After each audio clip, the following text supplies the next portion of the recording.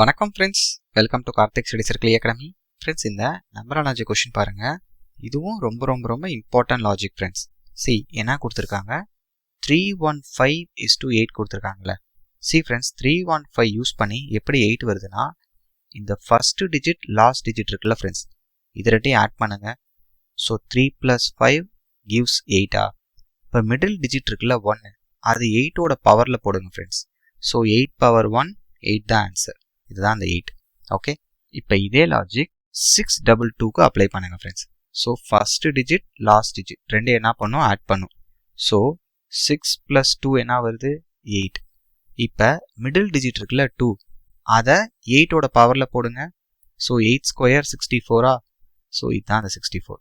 இப்போ இதே logic 730க்கு apply பண்ணுங்க. ஸோ ஃபர்ஸ்ட் டிஜிட்டையும் லாஸ்ட் டிஜிட்டையும் ஆட் பண்ணோம்னா 7 + 0 7 தான் வரும். மிடில் டிஜிட் என்ன இருக்குது ஃப்ரெண்ட்ஸ், 3, அதை 7ஓட பவரில் போடுங்க. ஸோ 7³ 343.